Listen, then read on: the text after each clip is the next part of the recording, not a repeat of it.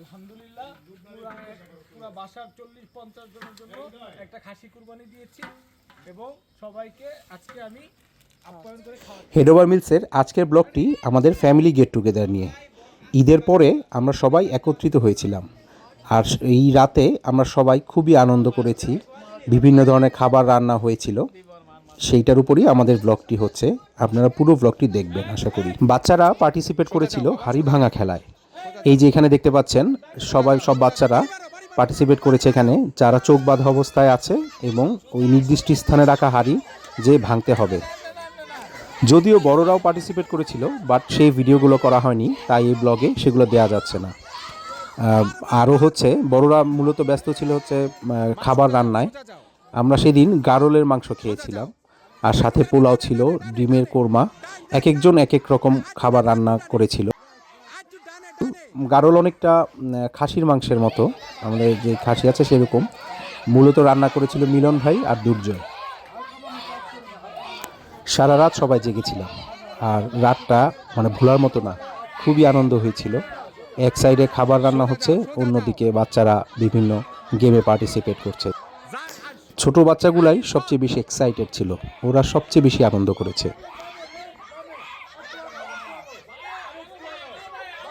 এই get together party অ্যারেঞ্জমেন্টের একটা মজার কাহিনী আছে, আর সেটা হচ্ছে আমাদের সকল বোন জামাইয়ের থেকে আমরা চাঁদা তুলেছিলাম, আর সেই টাকা দিয়েই এগুলো অ্যারেঞ্জ করা হয়। অবশ্য বড় ভাইয়া পরে একটা বড় অ্যামাউন্ট কন্ট্রিবিউট করেছে, আমরাও সবাই অল্প অল্প অ্যামাউন্ট কন্ট্রিবিউট করেছিলাম, তবে দুলাভাইদের কন্ট্রিবিউশন সবচেয়ে বেশি ছিল। আর আমার এই ব্লগের মাধ্যমে সকল দুলাভাইদের আবার ধন্যবাদ জানাতে চাই। এই যে এখানে আমাদের দেশ বরেণ্য সব শেফ দুলাভাই এবং ভাইরা মিলে রান্না বান্না করছে। এটা হচ্ছে গারলের মাংস রান্না হচ্ছে এখানে।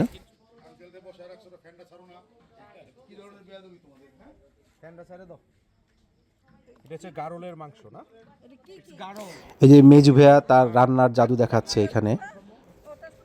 এই সাম্যপু এখানে পোলাও, ডিমের কোরমা আরও বিভিন্ন খাবার রান্না করছিল।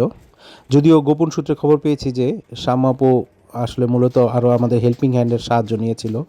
ছোটো মামিও ইনভলভ ছিল এখানে রান্নায়, বাট ক্রেডিটটা পুরোপুরি সাম্যপুর কাছে গেছে। এই যে আমাদের মাস্টার শেফ চলে এসেছে, যার হাতের রান্নায় আমরা সেদিন খেয়েছিলাম, এখনও ভুলতে পারছি না এত স্বাদের রান্না কিভাবে সে করে। যদিও সে স্বঘোষিত একজন শেফ। এই ভিডিওটা দেখলেই বুঝবেন যে এখানে কতগুলো শেফ, বাট আমাদের খাবারটা খুব মজা হয়েছিল। আর পুরো ক্রেডিটটাই গিয়েছে মিলন ভাই আর দুর্জয়ের উপর, কারণ ওরা খুব মজা করে খাবারটা রান্না করেছিল।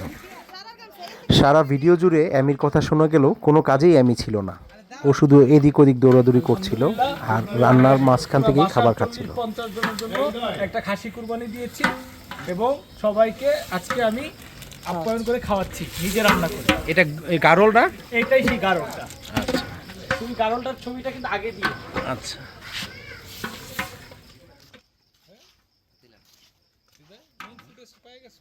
না উনি তো হচ্ছে আমাদের মেইন শেফ। এই অনেক সময় পর রান্না বান্না প্রায় শেষের দিকে। এদিকে গারলের মাংস রান্না হচ্ছে, প্রায় শেষ, গারলের মাংস রান্না হয়ে গিয়েছিল। আর অন্যদিকে সাম্মাপু ডিমের কোরমা, পোলাও, সালাদ ইত্যাদি তৈরি করে ফেলেছিল। এই যে সবাই এখন খাবার টাবার নিয়ে ব্যস্ত আছে। দুলাভাইরা, আমাদের বাসার মুরব্বীরা সবাই যার যার মতো খাবার খাচ্ছে। পরিবেশটা খুবই সুন্দর ছিল। রাত তখন সম্ভবত বাজে প্রায় 2টা থেকে 2:30। আমরা সবাই একত্রে রাতের খাবার খাচ্ছি, ফ্যামিলির সবাই মিলে খোলা আকাশের নিচে।